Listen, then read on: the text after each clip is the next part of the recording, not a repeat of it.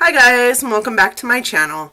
For those of you who are new here, my name is Donna. I sure want to thank everybody for coming and finding my video and clicking on it and watching my content. Currently I am uploading every single day, so if you're in the mood for daily beauty chatter of some sort, please go ahead and think about subscribing to my channel, and at the end of the video, if you like this, give me a thumbs up. That does help. Today's video is going to be about some products that have failed me over the last several months. It's a different video than the fails and fabulousness videos that I will be doing every single month. So the products that I've loved over the month and the products that I have not loved over the month. These are products that I have had some serious struggles with. I've tried to love. They're products that have been sitting around for a while, and I just never use them anymore because I know that I just absolutely hate them for my skin. It doesn't necessarily mean that they're awful for everybody. It just means that for me, I don't like them. So let's just jump right in. The first item that I have for you is actually this e.l.f. tone adjusting face primer, and it's in tone adjusting green. I do love the e.l.f. brand. A lot of the brushes that I own are e.l.f. brushes. I own the e.l.f. illuminating palette. I own a lot of e.l.f. So like this was something that I was really hoping was going to work for me. The primer that I typically get that is tone adjusting is $28, I want to say. It might be $32. This is $6. So I was really hoping that this guy would work because I could go down to Walmart, pick it up anytime I was out, wouldn't have to try and get, you know, it timed right on my online purchases through Ulta, because as of right now we don't have an Ulta here. We are getting one Friday. Grand opening Friday. So excited about that. Or constantly buying a backup every time I'm near an Ulta just to make sure that I didn't run out. So I was really hoping that this would work. So it goes on, and it's this green shade right here. And it is really just it's very silky. It does boast that it's a silky formula, and it is really silky, but it also boasts that it's weightless. And I feel like it's really not weightless. It really feels heavy on the skin. And some things I noticed, it's supposed to minimize and reduce blotchiness and redness in the skin, and I didn't notice that it did that. It also really clung to the dry patches in my skin, which was whatever, you know, some makeups do that.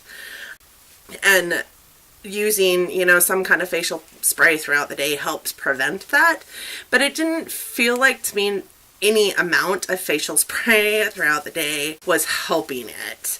I did try it with several different concealers or BB creams, and I tried those same things with a different primer and found this not to be the case. So this e.l.f. primer was just a no-go for me. The thing I wonder about is if it's just this tone correcting one.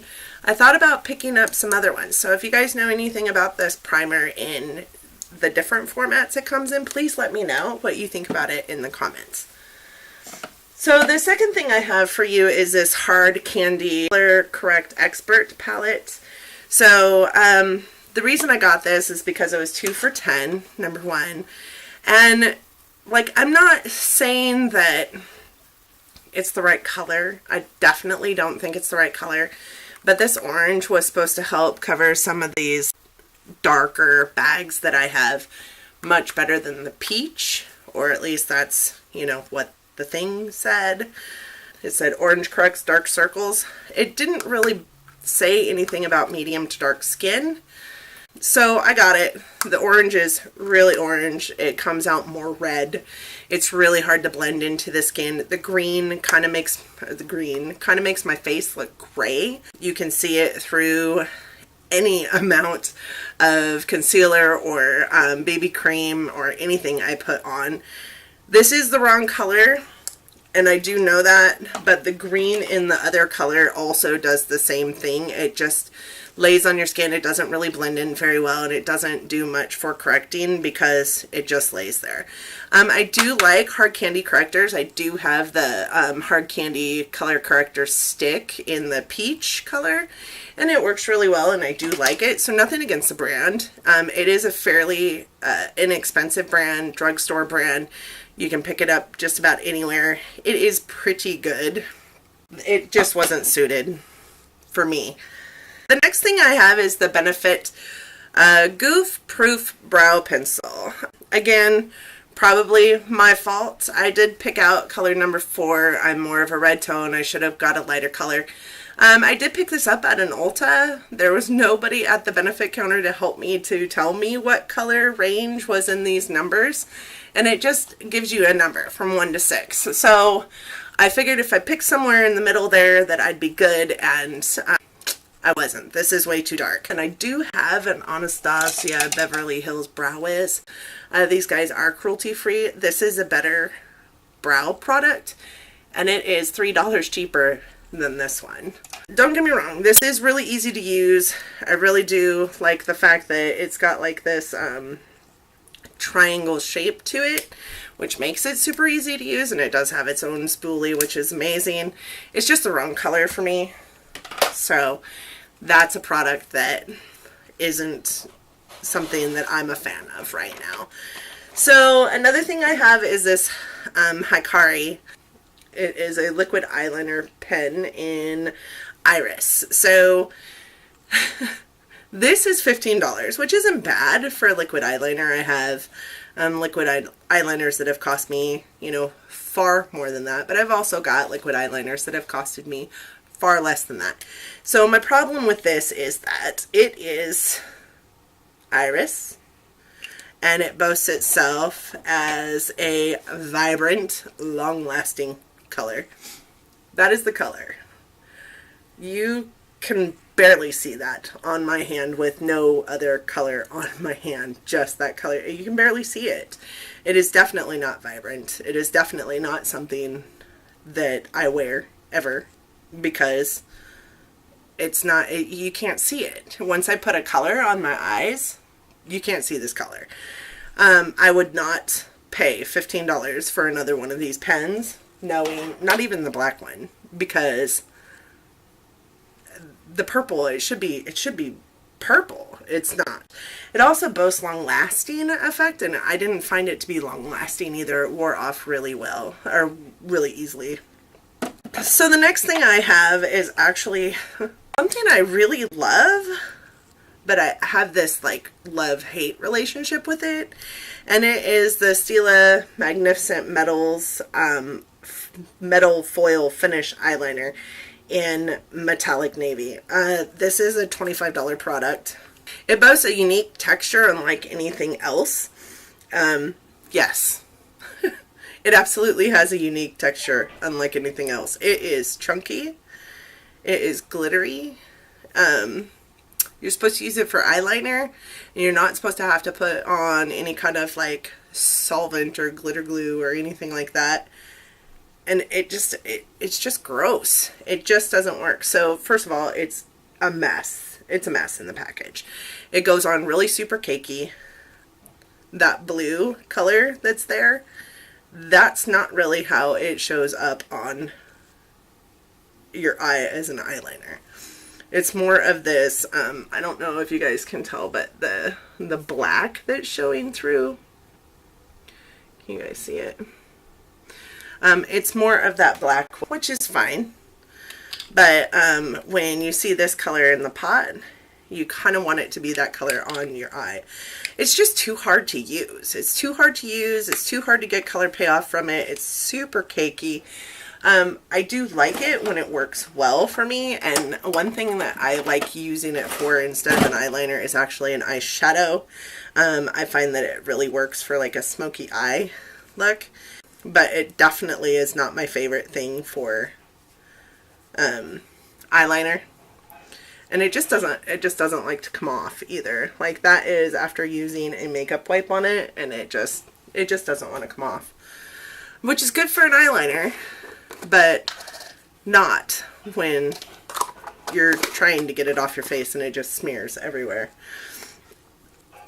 So the next thing I have is probably going to get me hated by a billion people, but it is something that I very much have a love-hate relationship with, and it is from a brand that I am very loyal to. I love this brand. Looking at my things here, a lot of what I have is from this brand. I've spent a lot of money with this brand, but it's the Tarte Shape Tape. Yes, I said it. It's definitely a YouTube made me buy it. I bought the color for light neutral, and this product is gluten-free, it's cruelty-free, it's vegan. However, it also boasts crease-free. I don't find that to be true. It boasts a natural coverage. I also don't find that to be true. It says it will soften the liquid pores. I find that it actually finds itself hiding in my pores.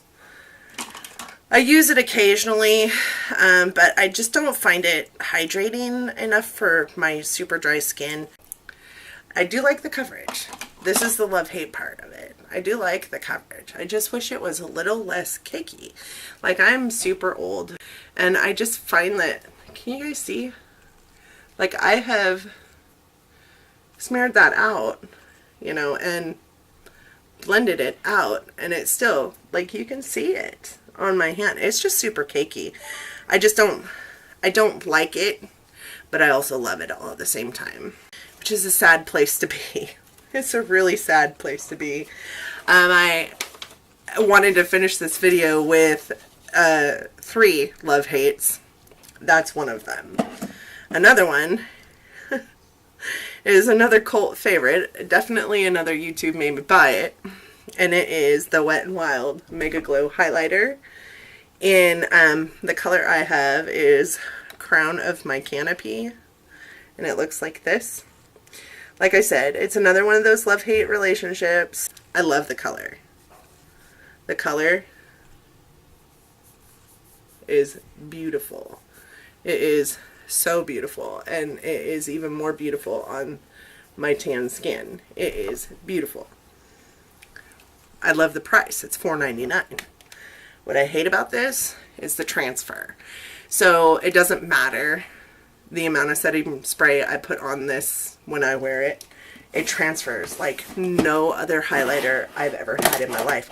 And that includes this, you know, cheap Ulta brand highlighter that I got in a sample palette that I did a get ready with me using samples. I love that highlighter. I'm wearing it on my eyes today. I'm wearing it on my face today, and it doesn't transfer, and I just don't understand why the Wet n Wild one does. It's a beautiful color. Love the price. Drugstore item. The transfer is awful. My last love-hate is this. It's another highlighter, and it's this e.l.f. Shimmering Facial Whip. And this guy is only $1. It's in Lilac Petal.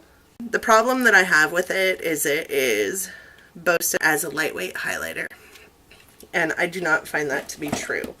It is definitely not lightweight. This is what it looks like, and then you blend it out, and it's just real sticky, tacky. It feels a little bit like you've put Elmer's glue on your face. That's what it feels like. It is super pink, super stroby.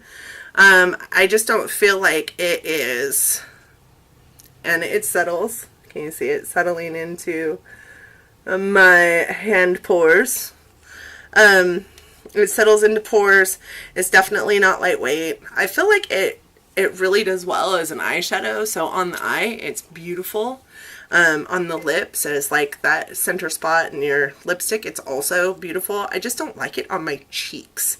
So it's definitely a love-hate relationship. I love it to some extent. It's beautiful, and it is stroby. If you want to see from Mars highlight, that is the one to get.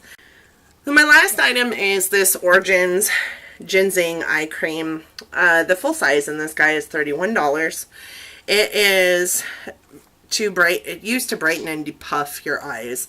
And you can see I've used an awful lot of this. I tried and tried and tried.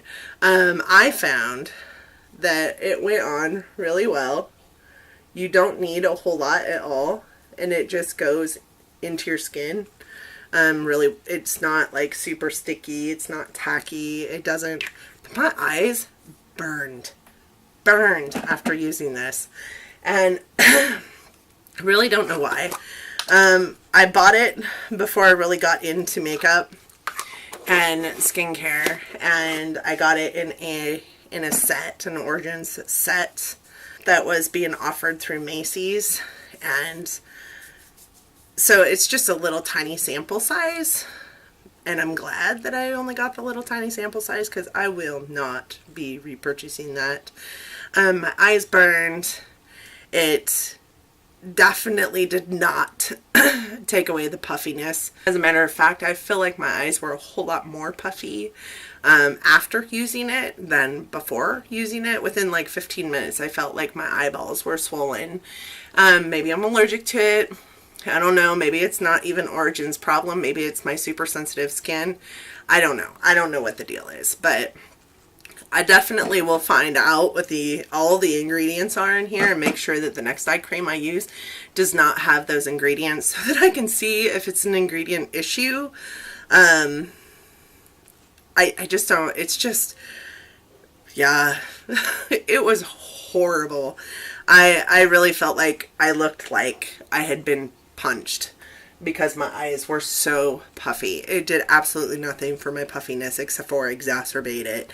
And I felt like you could see my bags more, the bags under my eyes more, because they became more pronounced because my eyeballs were bulging. So like I said, maybe I'm allergic to it, I'm not sure, but so that's it. That's all I have for you. Those are some products that, you know, like I said, 3 of them were love-hates, but those are products that I've been using over the last several months that I just won't empty.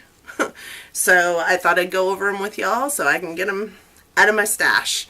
So that's all I have for you. Thanks for watching. Thank you so much for clicking on the video. Don't forget to subscribe and hit that bell so that you get notified every single time I post a video. And hit that thumbs up if you like this video. Thank you so much, guys, again. Bye. See you next time.